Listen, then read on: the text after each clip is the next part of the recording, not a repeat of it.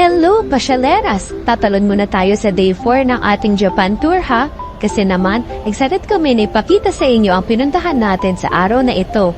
Mahilig din ba kayo sa ukay-ukay? Kung oo, this vlog is for you! Samahan nyo kami sa aming pagpunta sa Nishijin Shopping District. Ito ay isang lugar sa Fukuoka na madami mga thrift stores o ukay-ukay. At hindi lang basta ukay-ukay ha, ukay-ukay na branded, mga Gucci, Prada, LV, Coach at iba pa. Saan ka pa? At dahil nasa Japan tayo, sure na bawal ang fake. Paano pumunta sa Nishijin Shopping District? Galing sa Hakata Station Bus Stop A, nakatapat lamang ng ating hotel, ang Comfort Hotel Hakata, ay sumakay ng bus number 6. Ihandangin yung IC card dahil ito ang pambayad sa bus. Paano sumakay ng bus sa Fukuoka? Pumasok sa gitnang pinto, ihanda ang IC card at itap ito. At pagbaba naman ay bumaba sa harap na pinto ng bus at itap ulit ang IC card. Kung walang IC card ay pwede ring magbayad gamit ang cash pero siguraduhin na saktohin yung pera at hindi na kailangang suklian. Ang bus stop na ating destinasyon ay Nishijin 4 Chome. Ito ay 20 stops galing sa Hakata Station, around 30 minutes ang magiging biyahe.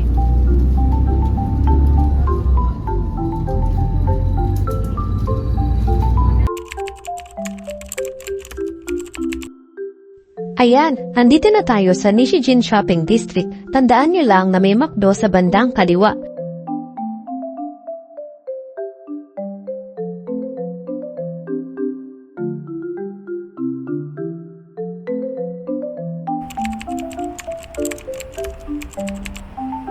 Tapos na tayo sa ating unang shopping.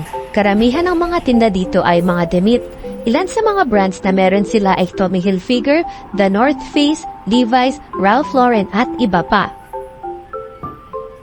Kumusta po? Hindi, ano, 500. Hindi nga, 300 lang. 360, 370. Magkano po? 370. Patingin nga po. Yay. Thank you sa anak ko. Thank you, anak. Mag-aalas 2 na pero hindi pa tayo kumakain. Sige, mag-lunch muna tayo. Tayo ngayon ay nandito sa... Japanese. Sige, basahin na lang yung caption. Ayan, eto ang menu nila. O diba? Japanese pa din. Kaya naman nakahanda na ang ating Google Translate app. Makikita nyo, karamihan ng mga tinda nila ay noodles, meron ding mga ramen. Ayan, meron din namang kanin. Ayan, ano pang meron? Meron ding curry, pero wag yan, baka sumamaan siya natin. Dito naman tayo sa kabilang menu.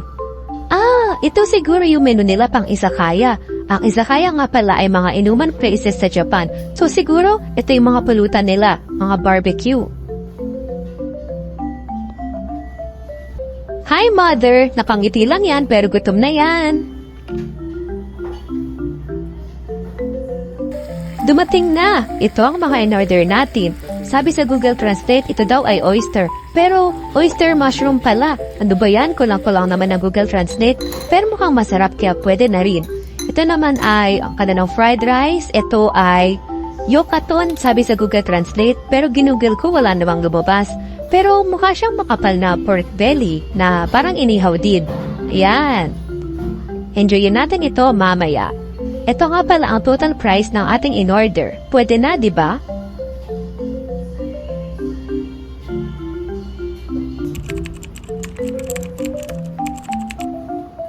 Ang sarap ng ating lunch. Ang favorite ko ay ang black chahan.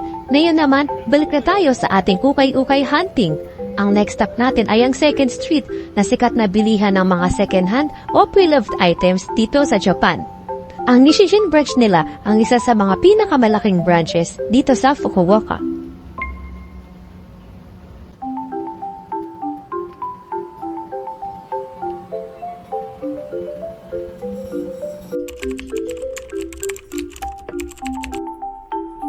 Ang 2nd Street Nishijin ay nasa basement ng building na ito. Ang first floor ng building na ito ay mga electronics, mga cellphone at iba pa.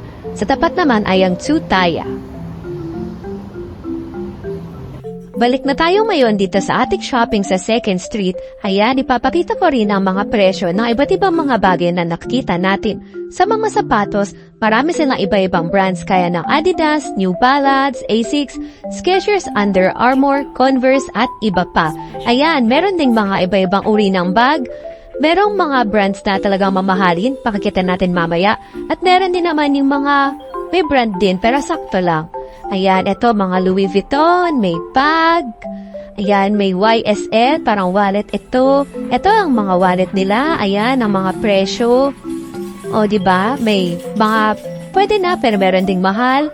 Ito mga sunglasses, ay grabe. Naku, ang mamahal. Ito mga watch, may 700 pesos. Pwede na, diba? Ayan, meron din silang mga coat.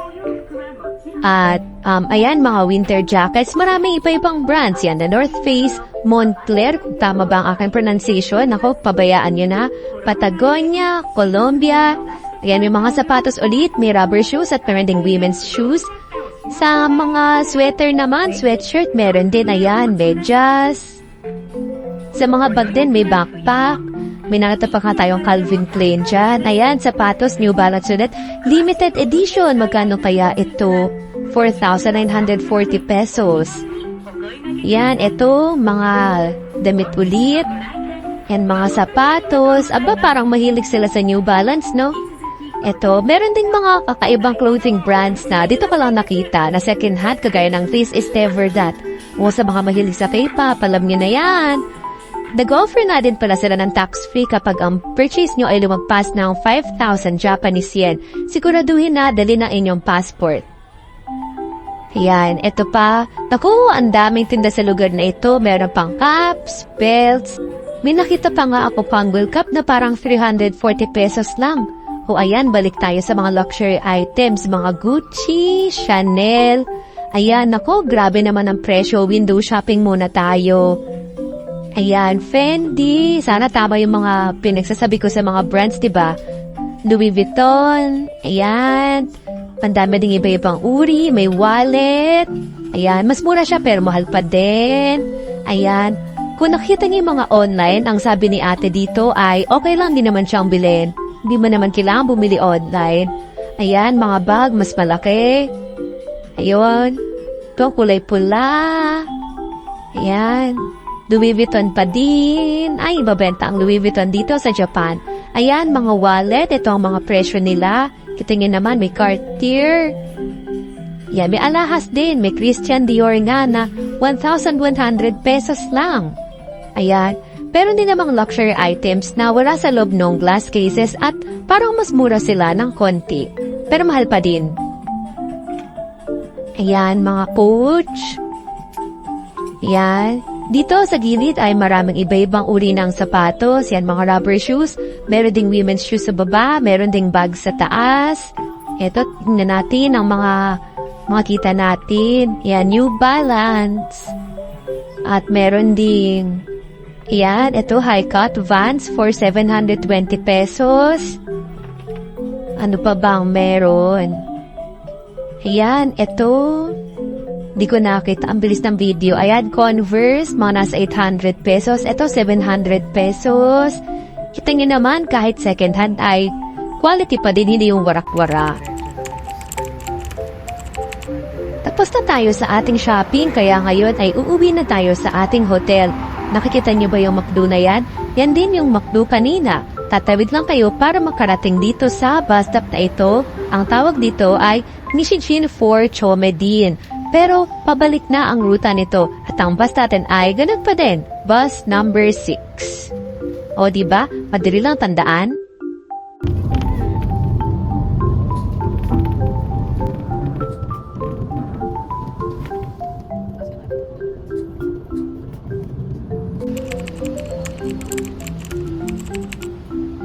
Nandito tayo ngayon sa Sun Plaza.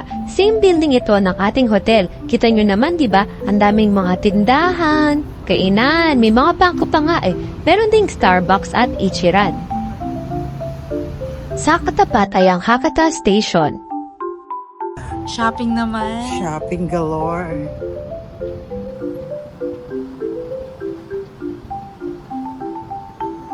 Mag-itcha na tayo kay Mami Love, buwan alas 8. Ayan, o diba? Napakalapit lang ng ating hotel. Napakaganda talaga ng location nito.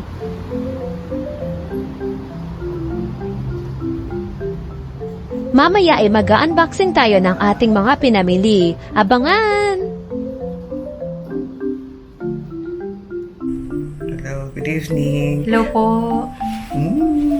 Ilang araw na natin dito. Pang Saturday, Sunday, Monday, Tuesday. Third day na namin ngayon. And guess what? Kung saan po kami nang galing. Ito yung pinakagustong gusto ko rin na hindi na kailangan mag-Shopee since nandito na tayo. Ano yun? Saan tayo nang galing? Sa Nishijin Shopping District. Oh, ano meron doon? Yung Nishijin Shopping District, famous siya sa mga thrift stores. Hindi siya masyadong alam ata ng mga tourists, pero yun, sa mga locals mabenta siya. Kasi karamihan ng mga tindahan doon, mga second hand, ng mga branded, kumbaga ukay-ukay, pero quality na ukay-ukay. Original. Tsaka sure tayo dahil nasa Japan, original siya. Oo, wala bawal dong peke. class A, class B.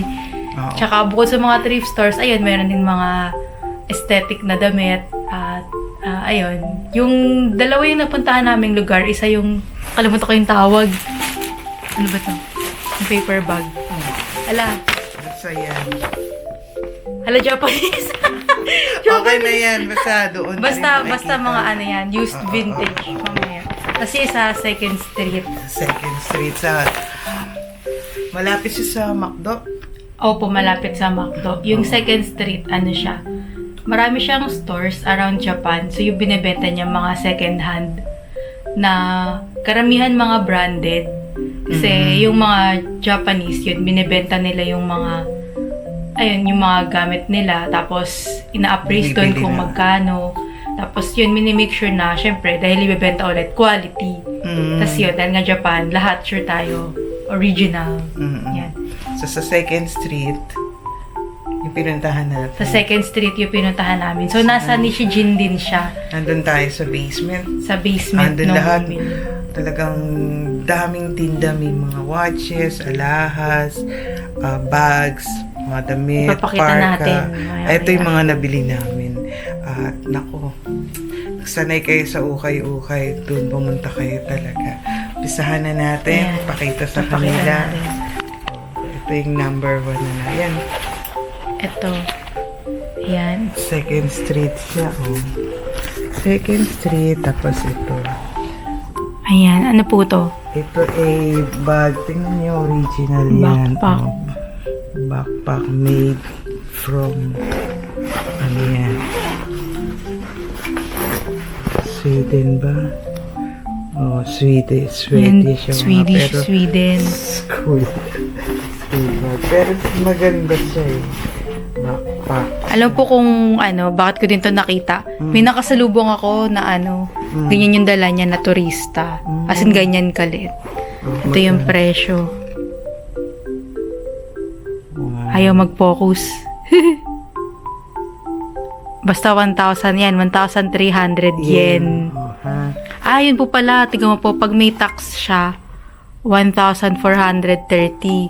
Pero, nagbayad ba tayong tax? Hindi, tax-free naman po. Basta pakita nyo lang yung, ano nyo, yung passport. Tapos ayun. Yan. Kukunin naman nila. Yan.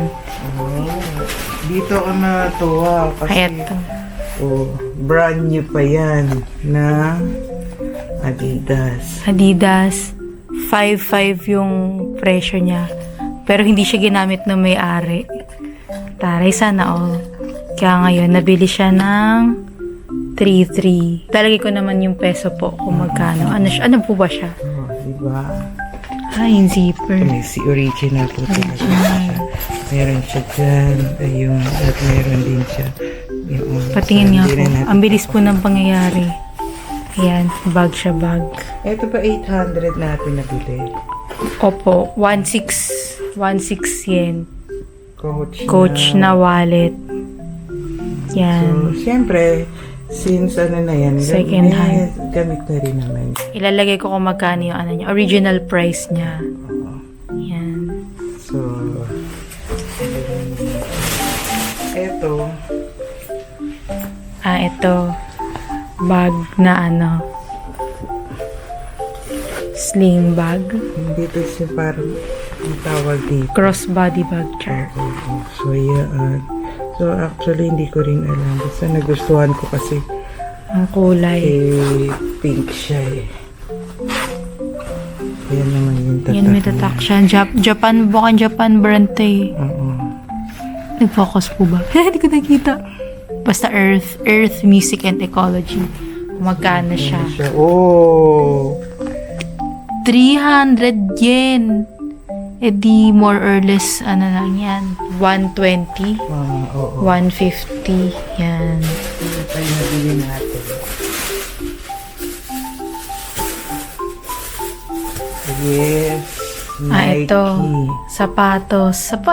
Meron din silang Nike. mga sapatos. Meron din silang sapatos. Pegasus. Nike. Ano pa naman siya eh. O, lilinisin na lang yan. Yan, magkano? Ay, wala. Ayan, Second Street. Magkano siya? 1,300. 1.3. So, mga nasa 500, 600. Lagyan mo dito. Kasi Ayan, iba plastic natin para maingat tayo. Ayan. Gusto natin. Ito, Air Nike. Air Max. Air Max. Nike ba siya? Opo, ayan, Air Max Nike. Okay naman siya eh. Wala namang... Ganda nga eh. Hmm. Magkano sa Second Street? Yan. Zumba. Yan, 1.6. 1.6. Oh, Original Air. naman po yan. Original. Hmm. Oh. Meron siyang code. Yan. Ano ba? Dami. Ito pa. Nike din. Nike rin. Yan, makita. US din. US din. Sana kakasas sa pagbibigyan. Yan. 1.9. 1.9 naman siya. Zoom. Nike Zoom. May ano pa kung ano naman to. Zoom yan. Maayos naman po siya. Nice naman. Tayo mga yagit. Mga doktor. So, Yan. yan po. Yan po. Ito yung mga nabili namin sa Second Street. Worth Umabot siya ng mga magkano nga po yun? 5K lahat. Yen. Hindi, peso na yun. Pesos. Kasi 11,300 yun. Oo nga po. Yan. Lahat yan. Wee. Sa Angkor. Angkor. Angkor natin siya nabili. Ito. Ito pala yung pangalan ng pinagbilan namin. West Coast and Angkor Nishikaigan. Used clothing store since 1982. Ewan ko ba tayo nyo mag-focus? Basta yan. Sige po, patingin po ng mga nabili mo. Na mga second hand din na branded. Well, Yan, heel figure. siyempre, na yung mga tatak niya. Ito. Ayan yung tatak niya. Tommy Hilfiger. Basta Ayan, Tommy. Hindi siya nag-focus. kasing presyo ng Ay, Nike oo nga. na shoes. Pero 1,000 lang siya. ngayon, naging 1,000 na lang. So, parang 380. 1,000. Yun, nag-focus na. Focus ka ulit. Basta yan. So, Ayan. ayan na. Sige po, patingin nga po. Ayan, heel figure na long sleeve. Yan. Ano pa po yan? American Eagle. Ito Kung din. Kung kanino kakasya. Yan. American Eagle Outfitters. Magkano siya? 1K. Ganun din. 1,000 yen. Ayan. Hindi po kami nagbebenta. Pinapakita lang po namin. Yan. Yan po siya. Tago ko na tong resibo. Mamaya ipakita. Meron pa. Wait, there's more. Hindi kasi baka hanapan tayo. Oo nga po. Ito tago. Ayan po yung resibo. Kapalaga natin. Meron pa din. Ay, yan pa. Tommy Jeans. Tommy jeans. Kung magkano po yan? Ganun din, lahat 1,000. 380 1,000. pesos. Oh, ganda mo. Ah. Yan, collar. Long sleeve. Ano ba po yung isa? Mosimo. Oh, Mosimo. Magkano po yan? Oh, 1,000 din.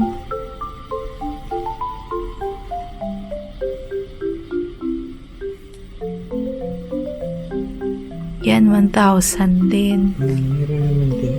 Ayan. Okay na yun. Maniniwala naman sila. Meron naman.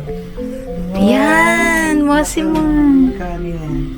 1, 2, 3, 4. 4,000. Plus 11. Bali, 15,300 yan.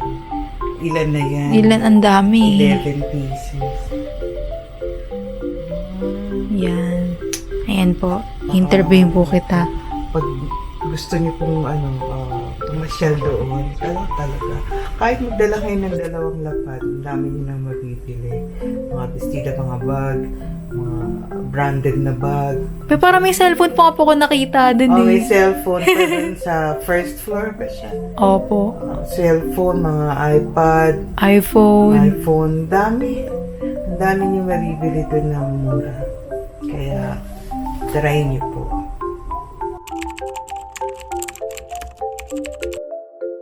Excited na kami na suotin ng aming mga pinamili, kaya naman nandito tayo ngayon sa 14th floor ng ating hotel para maglaba. Ayan, kita niyo naman merong mga coin laundry machines.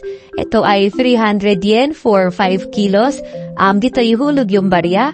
O diba, sulit na sulit. Ito ang mga controls, ito ang guide kung paano gamitin. Ang detergent ay automatic na ilalagay ng washing machine. Etong app kung wala kayong dalang cash at gusto nyo magbayad via card. So, eto, ayan ang loob ng washing machine. Bukod sa mga washing machine, ay meron din tayong mga dryer dito sa gilid. Ayan ulit, sa mga may app. Ang presyo nito ay 100 yen for 30 minutes. Kung kulang pa, edi pwede namang maghulog ulit para sa another 30 minutes. Ayan, itry na nating maglaba. Una, basahin natin to. Alam mo naman, naiintindihan, di ba? O sige, start na natin. Ang una natin gagawin ay, ayan, maghulog tayo ng barya. Tatlong 100 yen para mabuo ang 300 yen. Ito nyo sa kaliwa, nakalagay naman kung ilang yen na ang nahulog natin. Ayan, ang tubig ay automatic ng pinupuno ang washing machine. Kaya ilagay natin ating mga damit. Ayan. Ang vlog talaga na ito ay nagtuturo kung paano tayo maglaba. O sige, ilagay na natin ang damit. Yan. 1. Ang tagal naman.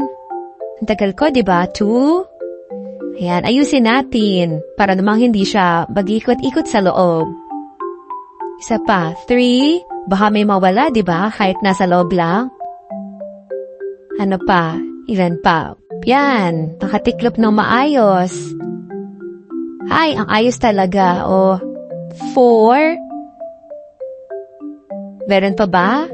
O, wala na. Ayusin na lang natin. Ayan, para hindi mo gulo sa loob.